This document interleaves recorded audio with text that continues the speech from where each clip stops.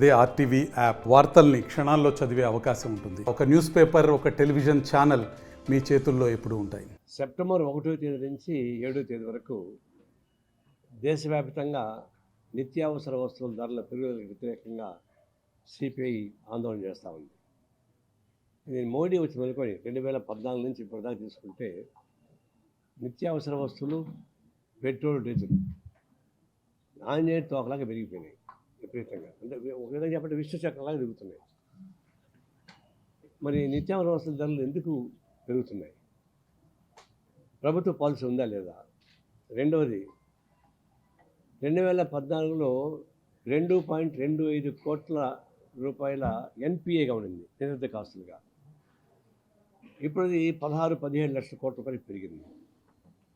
అంటే బ్యాంకు నుంచి డబ్బులు తీసుకొని ఎగ్గొట్టిన వాళ్ళ సంఖ్య అది. కుబేరులుగా, ప్రపంచంలో కుబేరులుగా మన భారతదేశంలో అదానీ వస్తున్నాడు, సెకండ్ అంబానీ వస్తున్నాడు. అంటే కార్పొరేట్ కంపెనీల యొక్క ఆస్తులు పెరుగుతూ ఉన్నాయి, ఆయన తోక పెరుగుతున్నాయి. నిత్యావసర వస్తువుల ధరలు తగ్గిపోతూ ఉన్నాయి, పెరిగిపోతున్నాయి, అది పెరిగిపోతున్నాయి రాకెట్ లాగా. మరి ఒకవైపు కార్పొరేట్ కంపెనీస్ ఆదాయం పెరుగుతుంది, నిత్యావసర ధరలు పెరుగుతాయి, సామాన్య ప్రజల యొక్క జీవనం అధోగతి పాలవుతా ఉంది. నిరుద్యోగ సమస్య పరిష్కారం కాలేదు, విదేశాల నుంచి కావాల్సిన డబ్బులు తెచ్చుకోలేకపోయాడు, సంవత్సరానికి 2 కోట్ల ఉద్యోగస్తులు చెప్పాడు, ఉద్యోగాలకు ఎక్కడ పోయినారు. ఇంకా అన్ని రకాలుగా సంక్షోభం వచ్చింది. దీన్నంతా ఎక్స్పోజ్ చేస్తూనే మేము 2014లో ఎంత పెరిగింది, ఇప్పుడు ఎంత పెరిగింది, ఇవన్నీ కంపేర్ చేసి దేశవ్యాప్తంగా పెద్ద ఎత్తున ఆందోళన సాగించేందుకు నిర్ణయం తీసుకున్నాం. అది జరుగుతుంది. ఈ సందర్భంగా నేను గుర్తు చేసుకోవాలంటే మోడీ గ్రాఫ్ పడిపోతా ఉంది. ఆయన ఎన్నికల ముందర వైనాట్ 400 ఆయన చెప్పాడు, వైనాట్ 175 ఏం చెప్పాడు మన జగన్. తిరిగారు, మోడీ గ్యారెంటీ అన్నాడు. చివరికి గతం కన్నా అప్పుడు 303 వస్తే ఇప్పుడు 240 వచ్చినాయి, దాదాపు 60-70 సీట్లు తగ్గిపోయినాయి బీజేపీ సీట్లు. ఆయన మోడీ ఎన్నికల్లో పోటీ చేస్తే స్వాతంత్రం వచ్చిన ఇప్పుడు దాకా ఒక తక్కువ ఓట్లు గెలిచింది ఈయన ఒకడే ప్రైమ్ మినిస్టర్గా. అంటే ప్రైమ్ మినిస్టర్ క్యాండిడేట్గా అంత తక్కువ ఓట్లు గెలిచింది కూడా మోడీనే. అంటే ఎన్నికల ముందు ఒక హైప్ క్రియేట్ చేశాడు, గరుపులాగా 400 సీట్లు వస్తాయని చెప్పాడు, స్ట్రాంగ్ సీట్లు వస్తాయని చెప్పాడు. దాని తగ్గట్టుగా కొన్ని జీవోలు పాస్ చేయించాడు. వచ్చేటికి ఆయన సొంత సీట్లు పడిపోయినాయి, ఆయన సొంత ఓట్లు పడిపోయినాయి. అంటే గ్రాఫ్ తగ్గుతుంది. ఎన్నికల ముందు, అంటే పోలింగ్ కన్నా ముందు, ఒక టాప్ ఆర్ఎస్ఎస్ నాయకుడు నాకు ఎయిర్పోర్ట్లో కనిపించాడు. సో బీజేపీకి మాకు తగు ఉన్నా పర్సనల్గా ఉంటాయి కదా ఫ్రెండ్షిప్. మాట్లాడేటప్పుడు అన్న ఏమయ్యా, భారతదేశం ఉన్నటువంటి వ్యవస్థీకృతమైనటువంటి సంస్థలు చంపేస్తున్నారు అని అంటే, నువ్వు వ్యవస్థీకృత సంస్థలు దేశం గురించి చెప్తున్నావు, మా ఆర్ఎస్ఎస్ వ్యవస్థను చంపేస్తున్నాడు కదా, మాకే మేము ఎవరు చెప్పుకోవాలి అంటే వాళ్ళు ఆర్ఎస్ఎస్ వాళ్ళు ఎంత మదన పడుతున్నారో అర్థమైంది. ఆయన ఇండైరెక్ట్గా చెప్పింది ఏంటంటే, ఈసారి మేము గవర్నమెంట్కి రాను కూడా చెప్పాడు ఇండైరెక్ట్గా. అదే అయింది. చంద్రబాబు నాయుడు, నితీష్ కుమార్ లేకపోతే ప్రైమ్ మినిస్టర్ మోడీకి కాలేడు కదా. బీహార్లో ఉన్నటువంటి ముఖ్యమంత్రి నితీష్ కుమారు, ఆంధ్రప్రదేశ్ ముఖ్యమంత్రి చంద్రబాబు నాయుడు కానీ లేకపోతే ఆయన ప్రధానమంత్రి అయ్యే ప్రసక్తి లేదు. దట్వై ఆయన చెప్పింది కరెక్ట్. ఇప్పుడు బంగ్లాదేశ్లో ఆమె 4వసారి ప్రధానమంత్రి, ఆ ముజిబుర్ రహమాన్ కూతురు. ఆమె స్టార్టింగ్ ఒక టర్మ్ 10 టర్మ్లు బాగానే పనిచేసింది. ఆ తర్వాత కరప్షన్ పెరిగింది, నియంతృత్వం పెరిగింది, వ్యతిరేకత పెరిగింది. చివరికి ఆమె ఒక నియంత్రిత పాలన తీసుకెళ్ళి ఎంతవరకు వచ్చిందంటే, లాస్ట్ ఎలక్షన్స్లో ప్రతిపక్ష పార్టీ ఎవరు పోటీ చేయలే, వదిలేశారు. కమ్యూనిస్ట్ పార్టీ నాయకుడు శ్రీలంకలో నాకు కనిపించిన అడిగా, ఏమయ్యా మీరు పోటీ చేయొచ్చు కదా అంటే, పోటీ చేసే అవకాశం లేదు, నామినేషన్ వేయలేరు, ఓటర్లు పోనీరు, వేస్తే వదిలేసుకున్నాం మేము అన్నారు. అంటే ఆమె ఏకపక్షం గెలిచింది. గెలిచిన 6 నెలలకి ఆమె ప్రధానమంత్రి పోగొట్టుకొని భారతదేశం తలదాచుకుంటాం. అంటే పార్లమెంట్లో చట్టసభల్లో బలం ఉంటేనే ఉంటామని కాదు, ప్రజల్లో బలం ఉంటే ఉంటారు. ఆమె ఇక్కడి నుంచి ఇంటికి వచ్చేసింది. ఆడ విద్యార్థి ఉద్యమం మెయిన్, రిజర్వేషన్ పనిష్మెంట్ చదువు, విద్యార్థి ఉద్యమం అది ఒక వెంటిలేటర్ పాయింట్ కావచ్చు, కానీ బంగ్లాదేశ్ ప్రజానీకం మొత్తం ఆమెకు వ్యతిరేకం. వాళ్ళంతా ఒకసారిగా తిరగబడ్డారు. బాయిలర్ ఎటు ఇది పేలుతుంది అటు వెళ్ళిపోయింది. మీదకి వచ్చేసింది చివరికి. అంటే విద్యార్థి ఉద్యమంలో ఒకటి ఉంది, మిలిటరీని వార్నింగ్ ఇచ్చారు, మీరు రాకూడదు, గవర్నమెంట్ రాకూడదు. పాకిస్తాన్లో అలవాటు అంటే మిలిటరీ వాళ్ళు చాకుపోయి చేసుకుంటున్నారు, మిలిటరీ వాళ్ళు రావడానికి వీల్లేదు. పాత జడ్జెస్ అంతా రిజైన్ చేసి పోవాల్సిందే, వెళ్ళిపోయారు వాళ్ళు. ఇప్పుడు కొత్తగా యూనివర్స్ ఇండస్ట్రీస్ పెట్టుకున్నారు. ఫైనాన్స్ ఎవరు? మనకు మైక్రో ఫైనాన్స్ ఉన్నప్పుడు దాకా ఆయన ఫస్ట్ మైక్రో ఫైనాన్స్ స్టార్ట్ చేశాడు బంగ్లాదేశ్లో. దాంట్లో మంచి ఫలితాలు వచ్చాయి. ఆయన తీసుకెళ్ళి జైల్లో పెట్టింది 6 నెలలు. జైలు నుంచి వచ్చాక ఆయన లండన్కి వెళ్ళిపోయాడు. అతను తీసుకొచ్చి మళ్ళీ తాత్కాలిక ప్రధానమంత్రి పెట్టుకుని చూస్తున్నారు. అంటే విద్యార్థి ఉద్యమం ఒక ప్రధానమంత్రి ప్రజల చేత ఎన్నుకోబడినటువంటి పార్లమెంటు బలంగా ఉన్నటువంటి హసీనా పారిపోవాల్సి వచ్చింది. ఇప్పుడు మమతా బెనర్జీ స్ట్రాంగే, కానీ అక్కడ ఒక మహిళా డాక్టర్ ఆమెని చెరిచి చంపి ఎంత ఘోరమైన చేశారు. అంతా మీరు రోజు పేపర్ చూసాక నేను చెప్పకుండా. కారణం ఏంటి? అక్కడ ప్రిన్సిపాలు మమతా బెనర్జీకి సంబంధాలు ఉన్నాయి. సంబంధాలు అంటే మంచి సంబంధం, సారీ చెడు అనుకోబాకండి, ఆమె అన్నిటికీ దూరంగా ఉంది పాపం.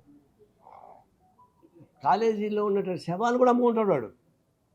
తర్వాత అక్కడ విద్యార్థులు దీన్ని డబ్బులు తీసుకొని ఇలా పాస్ చేయిస్తాడు. అంటే ప్రొఫెషనల్ కాలేజీ కదా, ఛాన్సెస్ ఉంటాయి. ఫెయిల్ అయిన వాడిని డబ్బులు పాస్ చేయిస్తాడట. దాంట్లో డెవలప్మెంట్స్ మీద లక్షల కోట్ల రూపాయలు ఆమెకి ఎవరి మామూలు పంపిస్తుంటాడు. ఇది ఈ డాక్టరు 2 గంటల దాకా ఉద్యోగం చేసి వచ్చి అందరిని పిలిపించుకొని రహస్యంగా ఈ ప్రిన్సిపాల్ ఇంత చేస్తున్నాడు, దీనికి మమతా బెనర్జీ సపోర్ట్ అని చెప్పేసి ఎక్స్ప్లెయిన్ చేస్తూ ఉంది. అది తెలిసిపోయింది వాడికి. ఉంటారు కదా, వాళ్ళ ఏజెంట్ ఉంటారు కదా.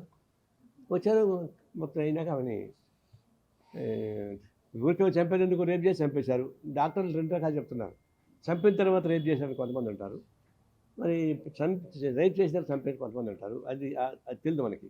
మనం ఏమైనా రేపు చేసి ఉంటే తెలిసేది, తెలుస్తామని. ఏమన్నా కానీ పోస్ట్ మార్టం రిపోర్ట్లో ఏమొచ్చింది? 150 ml స్పర్మ్ ఉందని తెలిసాడు. దాన్ని బట్టి ఒక్కడు కాదు, గ్యాంగ్ రేప్ అని వాళ్ళు ఉద్రినారు. ఏమి మెడికల్ కాలేజీ నుంచి అథారిటీస్ ఏం ఫోన్ చేసి చెప్పారు?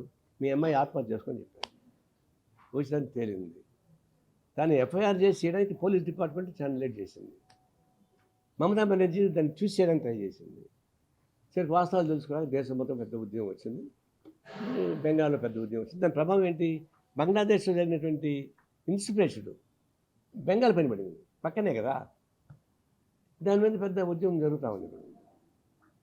మమతా బెనర్జీ ఆమె ఒళ్ళో కాపాడుకోవడానికి ముందు తప్పు చేశామని చెప్పని ఆమెను ఉరుసు చేయండి అంటా ఉంది. ఉరుసు అని చెప్పకూడదట. నేను ఒకసారి ఉరుసు చేయమంటే అందులో ఆమె మీద పడ్డాను. ఉరుసు చేయకూడదు, అది తప్పు, అది కరెక్ట్ కాదు, రాజ్యాంగంలో తప్పు ఉంది, ఇది మార్చారు. తర్వాత రేపు వీడి చేతికి మనం వెపన్ ఇస్తే మిమ్మల్ని చంపేస్తారు, ఉరుసు చేసేస్తారు కావాలంటే. అందువల్ల నేను విత్డ్రా చేసుకున్నా. ఇప్పుడు మమతా బెనర్జీ అంటా ఉంది, అది ఏంటంటే అవుట్ ఆఫ్ డిస్క్రిప్టివ్ మూడ్, నిరాశ నిస్పత్తి నుంచి మమతా బెనర్జీ వాడిని ఊరిదేమని చెప్తా ఉంది. కానీ కల్పిట్ ఆమె, కాబట్టి ఆమె రిజైన్ చేయాలని కోరుతున్నాను. ఇప్పుడు దాన్ని అడ్వాంటేజ్ తీసుకుంది బీజేపీ వాళ్ళు. సో అడ్వాంటేజ్ తీసుకుంటే అపోజిషన్ పార్టీకి జాబ్ తీసుకుంది. ఇప్పుడు బీజేపీలో ఏం చేస్తున్నారు? దేశం మొత్తం మీద బంగ్లాదేశ్లో 1-2 చోట్ల ముస్లిమ్స్ దాడి చేశారని చెప్పని దానికి సోషల్ మీడియాలో పెట్టి పెద్దగా కవర్ చేయడానికి ట్రై చేశారు. అంటే బంగ్లాదేశ్లో హిందువులను చంపేస్తారని చెప్పేసి ఆయన ట్రై చేశారు. అది వాస్తవం కాదు. 1-2 చోట్ల జరిగితే వెంటనే విద్యార్థులు పోయి అడ్డుకున్నారు, నిలబడ్డారు. హిందూ ప్రాంతాలపై కాపలా కాశారు, ఏం జరగకుండా ఆపించారు. ఇప్పుడు ఏం చేయలేకపోతారు కదా, అంటే ఫస్ట్ ట్రై చేశారు. ఇప్పుడు అది కేంద్రం మీద పని పడుతుంది, ప్రైమ్ మినిస్టర్ మోడీ పైన కూడా ఆ ప్రభావం పడుతుంది చెప్పేసి 6 దేశాలు పసిగట్టారు. బంగ్లాదేశ్, బెంగాల్, మోడీ అంటే తీయాలని ట్రై చేస్తారు వాళ్ళు. ఇతను ఉపయోగం నష్టం వస్తుంది అట్లని చెప్పారు. ఎందుకంటే మొత్తం జనమంతా తిరగబడ్డారు కదా. పార్లమెంట్ ఎన్నికలు చూశారు, ఆయన సొంత ఓట్లు చూశారు. చివరికి మిత్రపక్షాల మీద ఆధారపడాల్సిన పరిస్థితి ఏర్పడిపోయింది. మరి వాళ్ళు తీసుకొని చట్టాలు అమలు చేయడానికి ప్రయత్నిస్తే దేశవ్యాప్తంగా ఆందోళన జరుగుతుంది. ఆ 3 చట్టాలను అమలు చేయాల్సిన పరిస్థితి వస్తుంది. వక్త్ బోర్డు ఆస్తులు దానిపైన పోయారు, కమ్యూనల్ ఆస్పెక్ట్లు. ఇవన్నీ వచ్చిన తర్వాత ఇక ఇతన్ని మారిస్తేనే బెటర్ అని చెప్పేసి అభిప్రాయానికి ఆర్ఎస్ వాళ్ళు వచ్చారు. అప్పుడు వాళ్ళకి మన చంద్రబాబు నాయుడు గుర్తొచ్చారు. చంద్రబాబు నాయుడు అయితే అందరినీ మేనేజ్ చేయగల ఉద్దేశంతో ఈయన పిలిపించుకున్నారు. వారం 10 రోజుల క్రితం 2 రోజులు ఉన్నాడు, 2 రోజులు 3 రోజులు ఉన్నాడు అక్కడ. పైకి అప్పులు రుణాలు చెప్పారు, కానీ అసలు వాస్తవం డిస్కస్ చేసుకొని అసంతృప్త వర్గాన్ని ప్యాసిఫై చేయడానికి మోడీ పిఎం ఆఫీస్ నుంచి చంద్రబాబు నాయుడికి వర్తమానం రావడం, ఈయన పోయి 2 రోజులు మంత్రాలు ఆడడం జరిగింది. అయితే మంత్రాలు ఆడినాక అర్థమైంది ఏంటంటే దీన్ని తలదూరిస్తే మనకి ఇబ్బంది అని చెప్పేసి మెల్లగా తప్పుకుని చేశాడు. సమస్ఫూర్తి ఎక్కువ ఉన్నాడు చంద్రబాబు నాయుడు. అంటే దీన్ని బట్టి క్రైసిస్ ఇప్పుడు భారతదేశ ప్రభుత్వం పైన మోడీ పైన క్రైసిస్ కత్తి ఆడతాం. ఏం జరుగుతుందో చెప్పలేను ఇప్పుడు, బట్ ఒక క్రైసిస్ మాత్రం ఉంది. ప్రధానంగా మోడీని మార్చడం ద్వారానే ఈ దేశంలో ఉన్నటువంటి బీజేపీ ప్రభుత్వాన్ని నిలబెట్టుకోగలం, అయితే నిలబెట్టలేమనే అభిప్రాయానికి వాళ్ళు వచ్చారు. అది ఇంటర్నల్ స్ట్రగుల్ జరుగుతూ ఉంది. ఇది ఒకవైపు. ఇంకోవైపు ఏంటంటే ఈ మహిళలపైన మానభంగాలు. నేను బీహార్లో నేనున్న 3 రోజులు అక్కడ అమ్మాయిని అదే మానభంగం చేసి చంపేశారు. అది బీజేపీకి అనుకూల ప్రభుత్వం కాబట్టి బీజేపీ కానీ సెంట్రల్ గవర్నమెంట్ కానీ జాగ్రత్తగా అందుకోవడానికి ట్రై చేశారు. మహారాష్ట్రలో జరిగింది చిన్నపిల్లల పైన లైంగిక దాడి.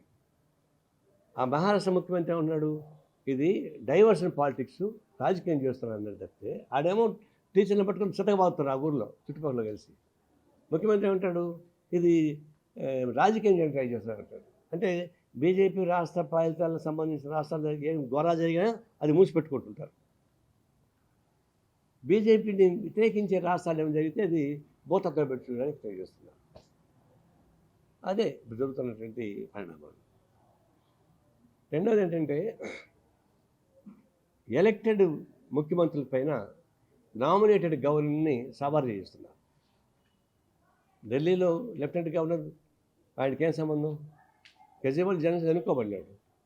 ఆ ప్రభుత్వాన్ని కోల్దోయడానికి ఎంతో ట్రై చేస్తున్నారు. కర్ణాటకలో ముఖ్యమంత్రి జనం చేత ఎన్నుకోబడినాడు సిద్ధరామయ్య. సిద్ధరామయ్య పైన ప్రాసిక్యూట్ చేయమని చెప్పేసి ఆర్డర్ పాస్ చేస్తారు గవర్నర్ నామినేటెడ్ ఫెల్లో, వాడు మేకలింగాలు అంటాడు.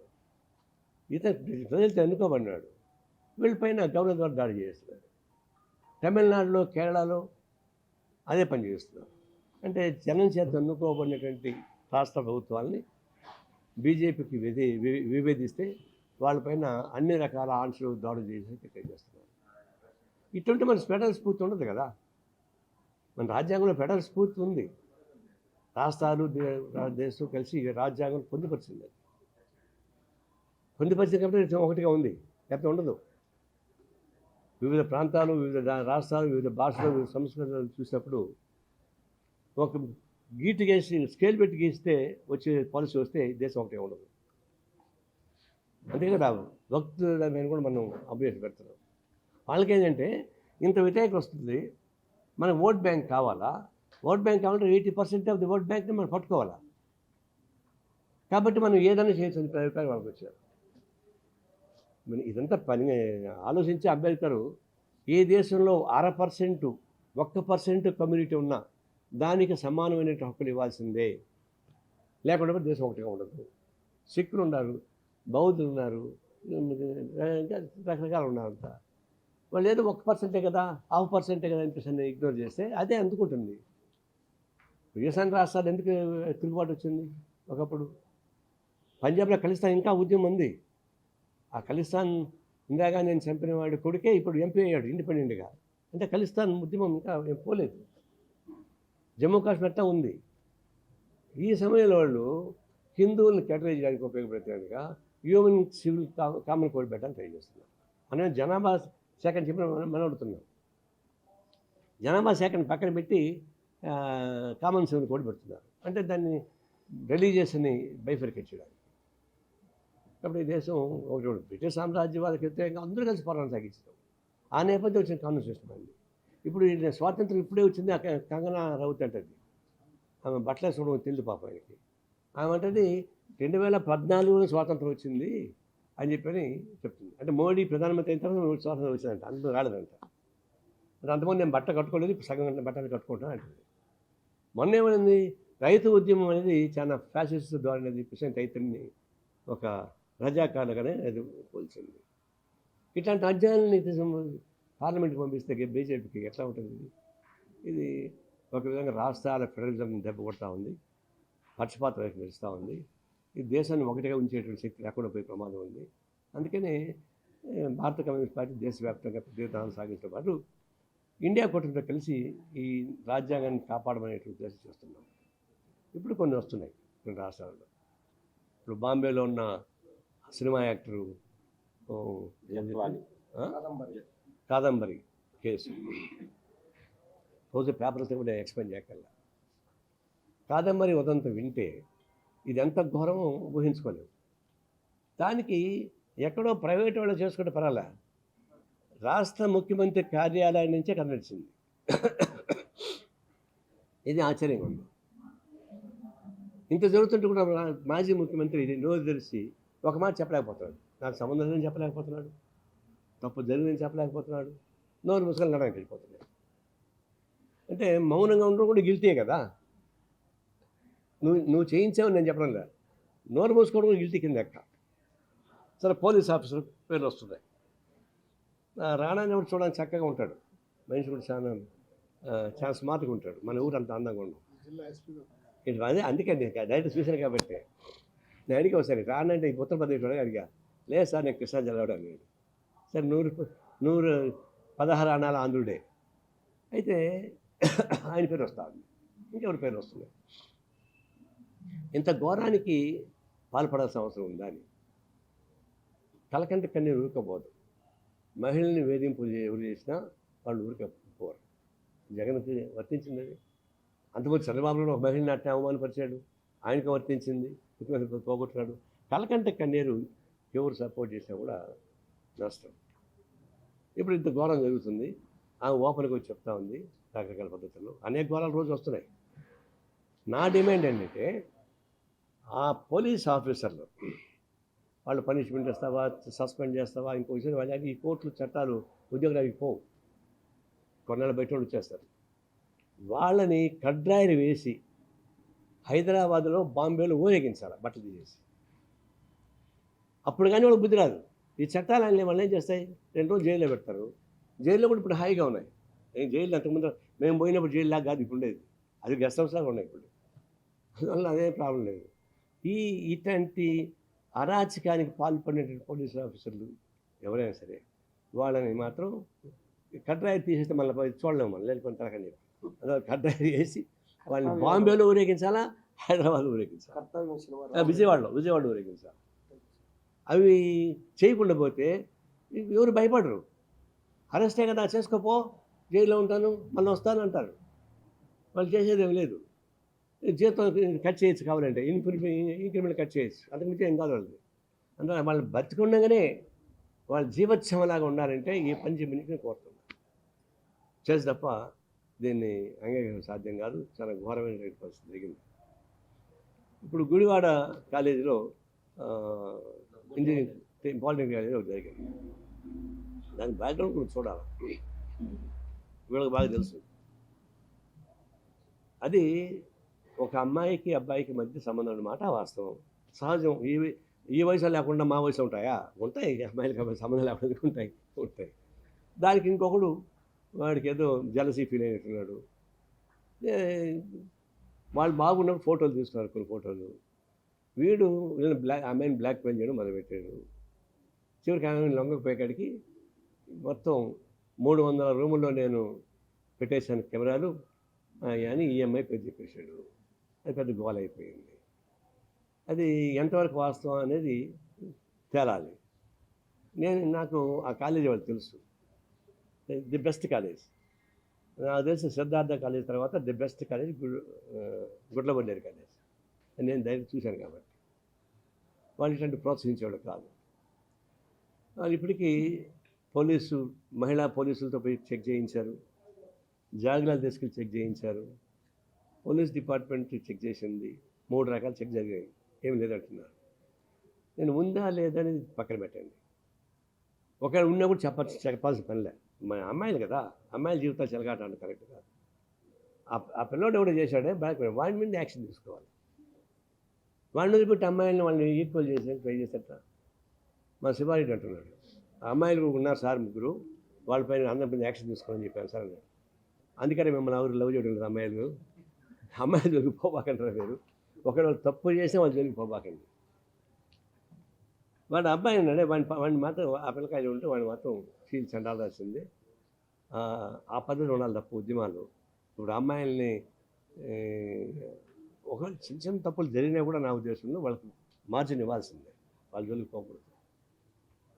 కాబట్టి మీరు చేయదలుచుకుంటే ఆ అబ్బాయి ఎవరు దాన్ని చేయించండి. సో దీన్ని డైవర్సిటీ పాలిటిక్స్ అంటారు కొంతమంది. నేను ఇందాక చూశాను. ఈ బాంబే ఇన్సిడెంట్ పక్కదారి పట్టించడానికి గుడ్లవేరు ఇన్సిడెంట్ తెచ్చి అడ్డం పెట్టడానికి అంటున్నారు. ఏం దాని జోలికి పోవడం లేదు. దీనిలో ఫ్యాక్ట్ ఉంటే చర్య తీసుకోండి, ఎంత పోటీ పెట్టుకోవాలి. అంటే ఒక విధంగా చెప్పేటప్పుడు మహిళల పైన ఈ సాఫ్ట్వేరు, సోషల్ మీడియా ఇవి వచ్చిన తర్వాత ప్రాబ్లమ్స్ వస్తున్నాయి. దానిపైన తగిన చర్యలు తీసుకోవాల్సిన అవసరం ఉందని చెప్తున్నాను. చివరిగా ఇంకొక మాట చెప్పాల్సిందంటే, ఇంతకుముందు మైక్రో ఫైనాన్స్ దారుణాలు చాలా చూసాం. నేను స్టేట్ సెక్రటరీ ఉన్నప్పుడు మైక్రో ఫైనాన్స్ ఆగడాలు మొత్తం నా జోలికి వచ్చాయి. నేను వేటపాలెం పోయినప్పుడు పండగ రోజు ఒక నిండు మొత్తం ఆత్మహత్య గురేసుకొని చచ్చిపోయింది. ఏంటి అని అయిపోతే మైక్రో ఫైనాన్స్ అప్పులు ఉన్న వీళ్ళు, వాళ్ళు చేనేత వాళ్ళు పండగ పూట షేటు బోనస్ ఇస్తాడు, అప్పుడు మీ అప్పులు మీకు ఇస్తామని చెప్పేసి అని మైక్రో ఫైనాన్స్ గోండాలు చెప్పాడు. మైక్రో సెటిల్మెంట్ గ్యాంగ్ వాళ్ళు అంటే ఎవరు పెద్ద మంచి రౌడీలు ఉంటే వాళ్ళు పెట్టుకుంటారు, కలెక్షన్ ఏజెంట్గా వాళ్ళు ఇంటికాడ పోయి గొడవ చేస్తుంటారు. ఇప్పుడు ఆ పండగ పూట ఆయన సామాన్లు తీసుకుంటే ఊర్లోకి పోయాడు, ఈమె ఇంట్లో పూజలు చేసుకుంటుంది, వాళ్ళు వీధిలో కూర్చున్నారు. వాళ్ళని చూసిన తర్వాత ఆమె ఏం భయపడింది, నా భర్త వస్తాడు ఆయన కొడతారు నా కనుక ఎదురుగా, అందుకని ఈమె పోయి ఉరేసుకొని చచ్చిపోయింది. అంటే నా సామాన్ చూసి వెళ్ళిపోతా కదా చెప్పేసి అది నేను ఆ రోజే నేను పాదయాత్ర చేసుకుంటే ఆ ఊరికి పోయాను. అప్పుడే పిలిపించాను, ఈ మైక్రో ఫైనాన్స్ ఆఫీసులు ఎక్కడుంటే అక్కడ తగలబెట్టండి, కాల్చండి, దాడులు చేయమని పిలిపించాను. అయ్యి నేను పిలిపించిన 2 గంటలకి విశాఖపట్నం, కర్నూలు, గుంటూరు, అంచోట్ల దాడులు చేశారు. అంచోట్ల దాడులు చేశారు. చేస్తే అప్పుడు మొత్తం ఆగిపోయింది. ఆగిపోయినప్పుడు కిరణ్ కుమార్ రెడ్డి ముఖ్యమంత్రి ఉన్నప్పుడు అతను ఎవరు, రాహుల్ గాంధీ మిత్రుడు, దాని ఓనరు ఏదో పేరుంది, 6,000 కోట్ల రూపాయలు పెట్టేశాడు, డబ్బులు ఇప్పుడు అంత ఎగ్గొడుతున్నారు, నువ్వు మాట చెప్పని అడిగాడు. నాకేం తెలుసు అన్న, మీ పార్టీ లేని చోట్ల కూడా పోయి డబ్బులు అడిగితే ఆడ నీ స్టేట్మెంట్ తలుపు పట్టించి పెట్టారట, వస్తే పట్టి కట్టేయండి కొట్టండి అని చెప్పితే కటింగ్ పోయి పోగానే చూపిస్తారు. అట్లా పాప ఏ మూలక పోయినా మీ పార్టీ లేని చోటు పోతే కూడా బొమ్మలు చూపిస్తారు వాళ్ళు, నువ్వు ఒక స్టేట్మెంట్కి అన్నారు. ఏమేమంటే అసలు కట్టేయమని అన్నాడు. అసలు ఎప్పుడో అవి కట్టేస్తే అది తినేశారు వాళ్ళు, 51% ఇంట్రెస్ట్ తీసుకునేవాళ్ళు అని అన్నాం. దాని దెబ్బతో ఎగిరిపోయింది మొత్తం, అసలు మొత్తం ఎగిరిపోయింది, ఎవరికి అట్లా. ఇప్పుడు నూతన పద్ధతిలో యాప్ లోన్ వచ్చింది. ఇప్పుడు యాప్ లోను డబ్బులు కూడా ఇస్తాడు, ఇప్పుడంతా ఉన్నాయి కదా, ఫోన్పే వచ్చి పడిపోతాయి, వచ్చేకంటే యాప్ కోసం వాడుకుంటారు. ఇప్పుడు డబ్బులు కట్టలేకపోతే వాళ్ళు ఈ రౌడీని పెట్టి ఫోన్లతో చూడు ఫిజికల్గా దాడి చేసి కేసులు పెడతాం కదా, పోలీసులు తిప్పుతాం కదా, అందువల్ల ఏం చేస్తారంటే ఫోన్లతో బూతులు చెప్పడం మొదలు పెడుతున్నారు. ఆ బూతులు ఎట్టుంటాయంటే, ఒకసారి నేను నగిరిలో ఉన్నప్పుడు వచ్చారు మహానాయకు, ఆ బూతులు ఎట్టుంటాయంటే అసలు వాళ్ళు చంపినా పర్లేదు సార్, ఆ బూతులు తినలేము, ఆడవాళ్ళని తిడతాడట, మగవాళ్ళని తిడతాడట, అందరినీ హరాస్ చేస్తాడట, మెంటల్ హరాస్మెంట్. పడుకోవడానికి ఫోన్ తీయకుండా ఆపేయకుండా, అంటే ఫోన్ తీయకుండా ఆపేస్తే మన ఇంపార్టెంట్ ఫోన్లు వస్తే అది కరెక్టే. ఫోటోలు మార్పింగ్ చేసి పెడతారు, ఫోటోలు మార్పింగ్ చేస్తారు, న్యూడ్ ఫోటోలు, రకరకాల పద్ధతుల్లో హరాస్మెంటు. ఈ యాప్ లోన్స్ ఇప్పుడు మళ్ళీ వెంటాడుతూ ఉంది దేశం మొత్తం మీదుగా, తెలుగు రాష్ట్రాల్లో కూడా.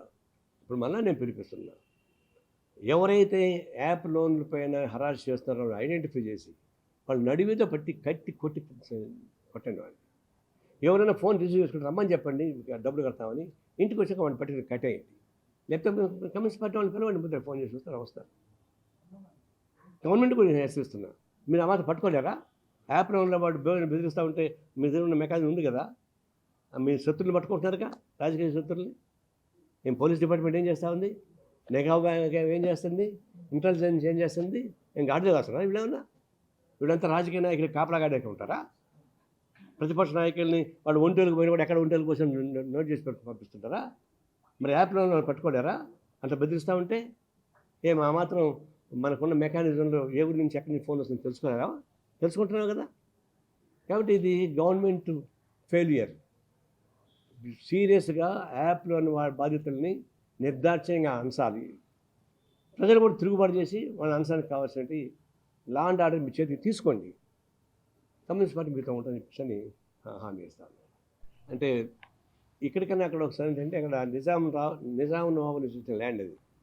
మనలాగా చట్టాలు రిజిస్ట్రేషన్స్ పకడ్బందీగా ఉండవు. దాని మీద అనేక రకాల పద్ధతుల్లో జరుగుతున్నాయి మోసాలు. చెరువులు మొత్తం మోసం ఖాళీ. దాదాపుగా హైదరాబాద్ చుట్టుపక్కల ఉన్న చెరువులు మొత్తం మూచిపోయాయి. మేము ఒకసారి వికారాబాద్ నుంచి ఇబ్రహీంపట్నం దాకా ఫిరంగి నాలా అని ఉంటుంది ఒకటి, దాన్ని సర్వే చేశాను నేను నాయకత్వంలో. అప్పుడు వికారాబాద్ నుంచి వచ్చే కాలం మొత్తం ఆకుపోయి అయిపోయాయి. ఇబ్రహీంపట్నం నీళ్ళు వెళ్ళిపోతాయి. ఇప్పుడు కాలం నీళ్ళు వస్తుంటే చుట్టుపక్కల బోర్లకు నీళ్ళు వస్తుంటాయి, భూగర్భ జలాలు నీళ్ళుంటాయి. మొత్తం నీకు అప్పుడే చెప్పినాం, రిపోర్ట్ ఇచ్చాం. అప్పుడు రాజశేఖర్ పోయి ఇస్తే ఎక్కువ మంది ఎంఐ వాళ్ళు ఆకుపోయి చేసుకున్నారు. దాంతో ఎంఐ జలకు పోలేకపోయారు. అది అట్టే కొనసాగుతుంది. ఇప్పుడు చెరువులు మొత్తం కూడా కబ్జాదారు అయిపోయినాయి. మేము ఎర్రజెండాలు తీసుకెళ్ళి మామూలు గవర్నమెంట్ జాగాలో పెడితే కూడా రేసుకోకలాగా మా ఎంట పడితే కడ చేస్తారు. వాళ్ళు అచ్చగా చెరువులో ఫ్లాట్లో చంపుతుంటే మేము పోయి అడ్డం పడ్డాం. ఇది గవర్నమెంట్ భూములయ్యా. అప్పుడే పిలిపించింది. ప్రభుత్వ స్థలాలు ఉంటే గవర్నమెంట్ చేతిలో ఉండాలి, లేదంటే పేదల చేతిలో ఉండాలి, కానీ ఈ రియల్ ఎస్టేట్ చేతిలో ఎందుకు పోవాలనిపిస్తుంది. ఆ విధంగా ఇప్పుడు ఏం చేశారు, తర్వాత భూదాన భూములు, మెడికల్ కాలేజీ కట్టుకున్నారు, ఇంజనీరింగ్ కాలేజీ కట్టుకున్నారు. ఈ కాలువ పక్కన కాబట్టి విలాసవంతంగా ఫామ్ హౌస్ కట్టుకున్నారు, అనుభవిస్తున్నారు. దాని జోలికి ఎవరు పోరు. ఇప్పుడు రేవంత్ రెడ్డి జరంగా పెట్టలాగా తిరుగుతున్నాడు. పిలిపించాడు, స్టార్ట్ చేశారు. అందులో మన ఫిల్మ్ స్టార్ నాగార్జున కూడా కొట్టారు. నాగార్జునదే కొట్టింది ఎందుకు పాపులారిటీ వచ్చిందంటే, నాగార్జున పాపులర్. ఫస్ట్ టైం నేనే పోయినా అక్కడికి. అది మనం చాలామంది అనుకుంటే నారాయణకి నాగార్జున పడదు కదా అనుకున్నారు. నారాయణ పడేది కదా, పాలసీ మ్యాటర్. అందరూ ఎఫ్టీఎల్ తర్వాత ఒక 100 అడుగుల తర్వాత బఫర్ జోన్ ఉంటుంది. బఫర్ జోన్ కట్టుకోవాలి. నాగార్జున అయితే ఎఫ్టీఎల్ లోపలే కట్టేశాడు. ఆడ కూర్చొని పార్టీ చేసుకుంటున్నాడు. నీళ్లు తగులుతుంటాయి కాళ్ళకి, ఈ కూర్చొని పార్టీ చేసుకుంటున్నాడు. అది ఇన్కన్వెన్షన్. పెళ్ళిళ్ళు చేసుకుని ముందర మిగతా పని జరిగింది పక్క. ఇవి చూసి మంచిదే కదా కొట్టేయడం, ఎఫ్టీఎల్ లోపల కుట్టేట అని చెప్పాడు. ఆ ఛాన్స్ వాళ్ళు కొడుతున్నాడు. అంటే అది వీళ్ళందరూ ఒకటి కలిసి ఎట్లా అంటే చెప్పాను, పులి మీద సవారీ చేస్తున్నాడు రేవంత్ రెడ్డి. ఆ పులి మీద సవారీ చేస్తే మధ్య దిగితే అంటే భూస్వాములుగా అడ్డం దిగాడు అనుకో, దిగితే వాళ్ళు తినేస్తారు. లేకపోతే పులి నమ్ముకుని పోయినా ఉంటుంది, జనంలోకి తీసుకెళ్తుంది, జనాన్ని కాపాడుకుంటారు. తెలుసుకున్నామని చెప్పారు. ఇప్పుడు ధైర్యంగా ముందుకు వచ్చి చేస్తున్నాడు. దానిపైన రకరకాల పద్ధతుల్లో ఎవరైతే దొంగలు వాళ్ళే దాన్ని అయ్యో అన్యాయం అయిపోయింది అన్యాయం అన్నారు. ఇంకొక ఆయన ఏమంటారంటే, నారాయణ రావాలని తిట్టావు, మొరలను కొట్టి చూద్దాం అని అంటున్నారు. నాది ఖాళీ చేసి చేయించావు, ఎంఐఎంది ఖాళీ చేయించు, గవర్నమెంట్ ఖాళీ చేయించు అంటున్నారు. నిజమే, కొన్ని ప్రభుత్వ ఆఫీసులు ఉన్నాయి కొన్ని చోట్ల. నా ఉద్దేశం గవర్నమెంట్ ఆఫీసులో వ్యాపారం చేయవు కదా, అది ప్రజాసేవ కోసం ఉంటాయి. మరి దాని మీద పోటీ పెట్టాలా? ఏదో ఇంజనీరింగ్ కాలేజీలు కట్టుకొని, మెడికల్ కాలేజీలు కట్టుకొని, ఫామ్ హౌస్ కట్టుకొని విలాసంతో జీవితాలు సంపాదిస్తూ డబ్బులు సంపాదిస్తుంటే వాళ్ళకన్నా గవర్నమెంట్ ఆఫీస్ ఒకటి అవుతుందా? కాబట్టి గవర్నమెంట్ ఆఫీస్ జోలికి పోనక్కర్లా. అవసరమైతే గవర్నమెంట్ నిజంగా చెరువులో ఉంటే వాళ్ళు ఇంకొక చెరువు తవ్వించి పెట్టుకోమని చెప్పండి. అంతేగాని పులిని మేకని ఒక గాడిని కట్టేయడం కరెక్ట్ కాదు, నేను గట్టిగా అన్నాడు. ఇక్కడెవరు అన్నారు, హైడ్రా లాగా మనం కూడా ఆంధ్రప్రదేశ్ చేస్తే బాగుంది చెప్పేసి ఒక స్టేట్మెంట్ చూసాం. వాడు పులి మీద సవారీ చేస్తున్నాడు, వాడు గెట్టోడు పొట్టోడు జరాయించుకోనికి వస్తాడు పైకి. నువ్వు పులిని చూస్తే పులిని చూసి నెక్క వార్తలు పెట్టుకుంటే ఎట్లా? ఆయన కూడా హిందీ ట్రైనింగ్ అయినోడే. చంద్రబాబు ట్రైనింగ్ అన్నాడు. అతను గురువుకు మంచి శిష్యుడు అయిపోయాడు. ఇప్పుడు వాస్తవానికి ఏంటంటే వాని శిష్యుడికి ఉన్న ధైర్యంలో 50% చంద్రబాబు ఉంటే రాష్ట్రం బాగుపడుతుంది. కాబట్టి ఇతని దగ్గర ట్రైనింగ్ అయినా గురువుని పెంచిన శిష్యుడిగా నిరూపించుకున్నాడు. గురువు నిరూపించుకోవాలి. ఇప్పుడు నా శిష్యుడిగా నేను గొప్పగా ఉండాలని చెప్పేసాను. నిరూపించుకుంటాడు లేదో నాకు తెలియదు. ఈ విషయంలో భూ కబ్జాలు వస్తుంటాయి. ఈ గవర్నమెంట్ వచ్చింది ఎన్నాళ్ళైంది? ఎన్ని నెలలైంది? 3 నెలలు అయింది. మరి ఉద్యమాలు జరుగుతున్నాయి. అనేక ఆధారాలు బయటపడుతూ ఉన్నాయి. స్పెసిఫిక్గా ఆధారాలు బయటపడుతున్నాయి. మరి బుసగొడతా అని బుసగొడుతున్నాడు చెప్తే పార్టీ కనపడడం లేదు. అక్రమాల పైన దౌర్జన్యం సిటీ ఉండకూడదని ఎవరు చెప్తున్నారు? ఎన్ని దౌర్జన్యాలు జరిగినాయి మన కళ్ళకి ఎదురుగానే, ఎన్ని డాక్యుమెంట్స్ ఎవరికి బయటపడ్డాయి? సిపిఐ చదువుతో మదనపల్లిలో వచ్చాయి మొత్తం. ఒక వెంకటేశ్వర అతని పైన 10 కేసులు పెడతారా? అతని భూమి పులివెందులు రిజిస్టర్ అవుతుందా? అతని భూమి పాకాలు రిజిస్టర్ అవుతుందా? అడిగితే నా భూమి ఆక్రమించాలని పడిపోతే అతని మీద కేసు పెట్టి జైలు వేస్తారా? అట్లాంటి ఏం కేసులు ఉన్నాయి? అట్లాంటి చాలా దౌర్జన్యం జరిగినాయి. ఇక్కడ తిరుపతి చుట్టుపక్కల కూడా జరిగాయి. సరే మఠం భూమిని ఆక్రమించుకోవడం అది వేరు. కానీ ప్రైవేటు వాళ్ళ భూముల్ని దౌర్జన్యంగా ఆక్రమించుకోవడం ఉన్నారు అక్కడ. మరి వాటిపైన యాక్షన్ తీసుకోమని చెప్పండి. తీసుకుంటే జనంలో సపోర్ట్ వస్తుంది. మేనిఫెస్టోకి పెట్టుకుంటే లాభం లేదు. అంటే ఇప్పుడు ఎట్లుందంటే ఎవరికి కనిపించిన పైన ఏమో టీడీపీ ప్రభుత్వం అండి, కిందేమో వైసీపీ ప్రభుత్వం అండి. అది కామెంట్స్. నేను అమ్మాట లాస్ట్ మంత్ పోయినప్పుడు చెప్పా. ఏంటి మదనపల్లికి పోయినప్పుడు నేను లోపలికి పోతుంటే పోలీసులు అడ్డం కొట్టారు. అయితే మదనపల్లిలో తగలబెట్టారు. తగలబెట్టి చూడడానికి పోతే పోలీసులు అంతా పోనీరా. అదేంటయ్యా నేను చంద్రబాబు అడిగితే నిన్నెందుకు ఆపారన్నాడు. ఆపారంటే నువ్వు ఇక్కడ ఉన్నావు, కింద జగన్ ఉన్నాడని చెప్పాను. వాళ్ళ ప్రభుత్వం ఉందని చెప్పాను. మరి ఏం చేస్తా తెలియదు. ఖర్చుపూరితంగా యాక్షన్ తీసుకోవడం పని లేదు. వాస్తవ పరిస్థితుల్లో న్యాయ పద్ధతిలో గట్టిమైన యాక్షన్ తీసుకోవాల్సిందే. ఊరిక గాండ్రింపులు కాదు, తాటక చెప్పులు కాదు. చంద్రబాబు నాయుడు శబ్దం ఎక్కువ, పని తక్కువ. తాటాకి చెప్పుళ్ళు ఎక్కువ ఉన్నాడు. అట్లా కుదరదు. ఇప్పుడు అట్లాంటివి భయపడరు. న్యాయం కోసం గట్టి నిలబడితే సాధ్యం అవుతుంది, సాధ్యం కాదు. ఇది ఇంకొకటి చెప్పాల్సింది అంటే దేశం మొత్తం మీద ఒక అన్యాయం చేస్తున్నాను. భారతదేశంలో బీజేపీ లాంటి మతోన్నత పార్టీ దేశం మొత్తం మీద విచ్ఛిన్నం చేస్తూ ఉంది. జనంలో వ్యతిరేకత వస్తూ ఉంది. మోడీని దింపాలని ప్రయత్నిస్తున్నారు. మీ పాత్ర ఏంటి? సెకండ్ పాత్రగా ఉంటావా? మనకి ఇప్పుడు చెప్తున్నారు. నిర్మలా సీతారామన్ ఏమనింది మొన్న? మేము అప్పు ఇప్పిస్తున్నాము, గ్యారెంటీ మేము ఉన్నాము, అప్పు ఇప్పిస్తామని చెప్పింది. నిన్న ఇంకొక మంత్రి, ఏం మంత్రి అతను, పవర్ఫుల్ మినిస్టర్, నేను ఫ్రీగా ఇచ్చామంటున్నాడు. నిన్న వచ్చి మినిస్టర్, ఇంపార్టెంట్ మినిస్టర్. అంటే దీన్ని బట్టి ద్వంద్వ ప్రమాణాలు ఉన్నాయి. నువ్వు ప్రత్యేక హోదా కావాలి ఎందుకు అడగమని బిచ్చం ఎందుకు అడుగుతున్నావు? నువ్వు రాజాలాగా ప్రత్యేక హోదా అడగబోయా, నీకు అన్నీ నీ కాళ్ళ మీదకి వస్తాయి అని మేమంటుంటే బిక్షాన్ని దేశీయాన్ని పాత పెట్టుకుని తిరుగుతున్నాడు. నేను తిరుగుతున్న అలవాటు కదా, ఈ బొచ్చులు పెట్టుకుని తిరిగే అలవాటు ఉంది కదా, ఆ బుద్ధి పోయినట్టే కనపడ. ఆయన జరగలేదు, కానీ ఇక్కడ సాంప్రదాయం ఉంది.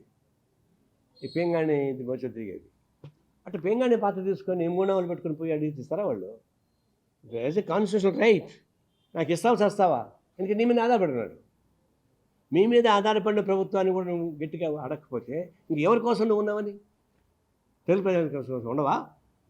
ప్రత్యేక హోదా రాకుండా భిక్షం ఎంత పెట్టినా, ఎంత బంగారు గిన్నెలో పెట్టినా అది భిక్షమే. ఇప్పుడు బంగారం తట్లో పెట్టాడు, కానీ అది ఉండదు. ఈ విషయంలో ఎందుకు గట్టిగా ఉండలేకపోతున్నాడు? ఏం కొంపలు మునిగిపోతాయి? ఏం మునిగిపో ఆయన ఉండుతాడు కావాలంటే, మీరు కానీ గట్టిగా ఉంటాయి. అందువల్ల ఈ విషయంలో చంద్రబాబు నాయుడు మెతకవయ్యి కాకుండా ఇప్పుడు జరిగిన పరిణామాలను దృష్టిలో పెట్టుకొని వెంటనే కేంద్ర ప్రభుత్వానికి తన మద్దతును ఉపసంహరించుకొని డిమాండ్ చేస్తాం. బిగ్ బాస్ పైన మా ధోరణి ఒకటే, అది ఒక హీన సంస్కృతికి ప్రతీక. అలాంటి హీన సంస్కృతి ప్రజానికానికి పోవడం కరెక్ట్ కాదు. దాన్ని బ్యాన్ చేయమని కోరుతున్నాము.